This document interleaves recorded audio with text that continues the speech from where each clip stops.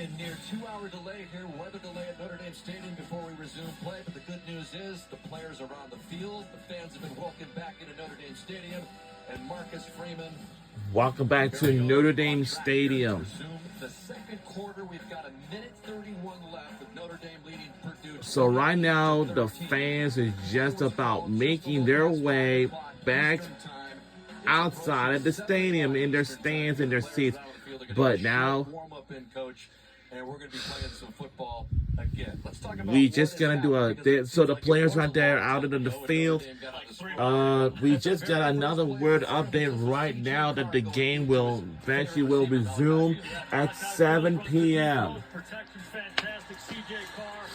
6:50 p.m. and the Irish's first play, 66-yard touchdown. Then a little trickery here. Devin Mockabee kind of hunkers down like he's going to run it, and he throws to his quarterback. If you want to watch the Indiana Hoosiers versus Illinois Fighting Illinois, you can either stay on the channel or you may go into a different channel because of this,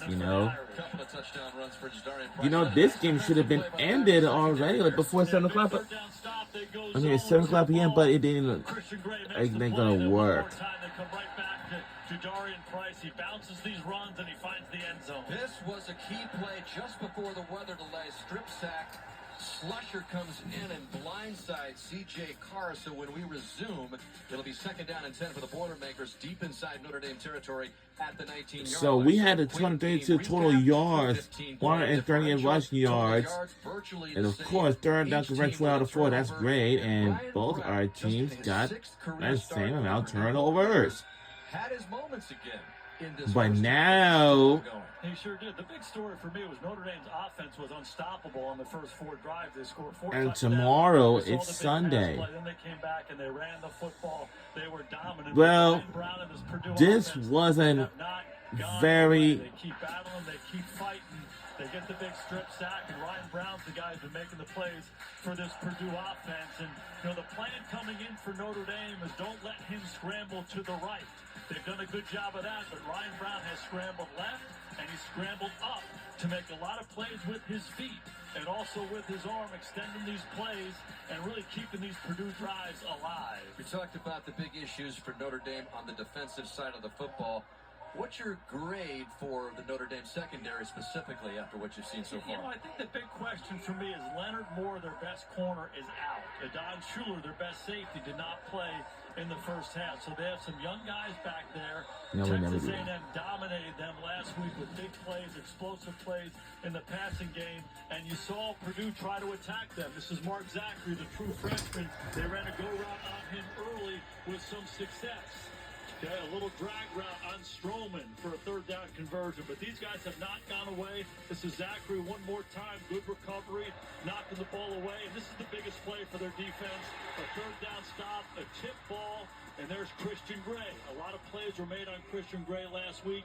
He responded, and there's a good look at Don Schuler last week, thrown out of the game. So once again, first half. suspended for first ejected for targeting 4th quarter, texting them last week. Yeah, for this player. For Don Schuler, and again, Leonard Moore is out, so they've been filling in some pieces defensively for Marcus Freeman's squad.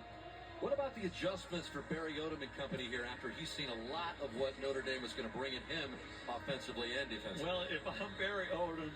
Yeah, I would say that a lot of these college football players right now, they're just warming up on the field.